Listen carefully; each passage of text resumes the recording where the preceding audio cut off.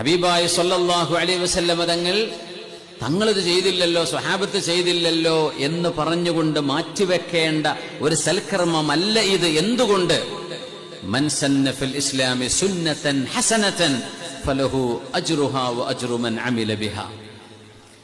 ഇസ്ലാമിൽ ഒരു നല്ല ആചാരം നിങ്ങൾ കൊണ്ടുവന്നാൽ അത് കൊണ്ടുവന്നവർക്കും അത് പിൻപറ്റുന്നവർക്കും അതിന്റെ പ്രതിഫലമുണ്ട് എന്ന് പറഞ്ഞത് ആരാ? നബിയുനാ റസൂലുള്ളാഹി സ്വല്ലല്ലാഹു അലൈഹി വസല്ലം. ഇതിനാണ് ഉസ്താദെ നിങ്ങളൊക്കെ എങ്ങനെ ഹദീസിനെ ദുർവ്യാഖ്യാനം ചെയ്യുന്നത്? വളരെ കഷ്ടമായിപ്പോയി.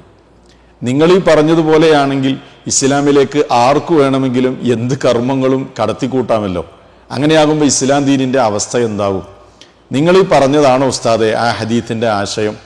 ഇസ്ലാമിലുള്ള ഒരു കർമ്മം അത് അവഗണിക്കപ്പെടുമ്പോൾ അതിനെ ഹയാത്താക്കുന്നതുമായി ബന്ധപ്പെട്ട കാര്യമല്ലേ? ആ ഹദീസിൻ്റെ സാഹചര്യം പരിശോധിച്ചാൽ തന്നെ മനസ്സിലാകുന്ന കാര്യമല്ലേ? മഹാന്മാരായ പണ്ഡിതന്മാർ, ഇമാമിയങ്ങൾ അതിന് ശറഹു നൽകിയിട്ടുണ്ട്. ഇപ്പം നിങ്ങൾ ഈ കാണുന്നത് ഇബ്നു മാജയുടെ ഷറഹാൻ, അല്ലാമ അബുൽ ഹസൻ അസ്സിന്ദി റഹിമഹുല്ല എഴുതിയ ഷറഹാണ് നിങ്ങൾ ഈ കാണുന്നത്. അതിൽ ഇപ്പോൾ സിംസാറുൽ ഹക്ക് ഹുദവി പറഞ്ഞ ഈ ഹദീസിൻ്റെ ഷറഹ് വിശദീകരണം അദ്ദേഹം നൽകുന്നുണ്ട്. അത് നമുക്കൊന്ന് വായിക്കാം. എന്താണ് ഖൗലുഹു സുന്നത്തൻ ഹസനത്തൻ? എന്താണ് ഈ സുന്നത്തൻ ഹസനത്തൻ? നല്ലൊരു സുന്നത്ത് എന്ന് പറഞ്ഞാൽ അതുകൊണ്ട് ഉദ്ദേശിക്കുന്നത് എന്താണ്? ഐ ത്വരീഖത്തൻ മർളിയത്തൻ യുക്തദാ ഫീഹാ, മാതൃകയാക്കാൻ പറ്റുന്ന തൃപ്തികരമായ ഒരു കർമ്മം, നല്ലൊരു കർമ്മമാണ് അതുകൊണ്ട് ഉദ്ദേശിക്കുന്നത്.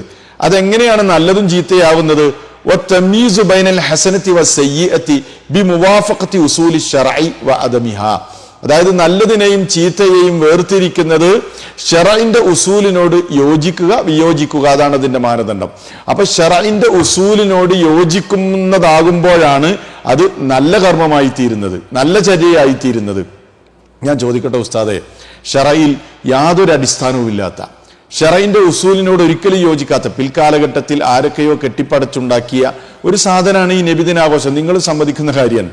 എന്നിട്ട് ആ നബിദിനാഘോഷത്തെ ന്യായീകരിക്കാൻ നിങ്ങൾ ഇങ്ങനെ ഒരു ഹദീസിനെ ദുർവ്യാഖ്യാനം ചെയ്തത് വളരെ മോശമായി പോയി എന്നാണ് എനിക്ക് അതിനെക്കുറിച്ച് പറയാനുള്ളത്. മഹാന്മാരായ ഇമാമിയങ്ങളൊക്കെ പറഞ്ഞതിന് നേരെ എതിരാണ് നിങ്ങളുടെ വ്യാഖ്യാനം. അതുകൊണ്ട് നിങ്ങൾ അതിനെക്കുറിച്ച് വീണ്ടും വിചാരം നടത്തണമെന്ന് വളരെ വിനീതമായി ഓർമ്മപ്പെടുത്തുകയാണ്.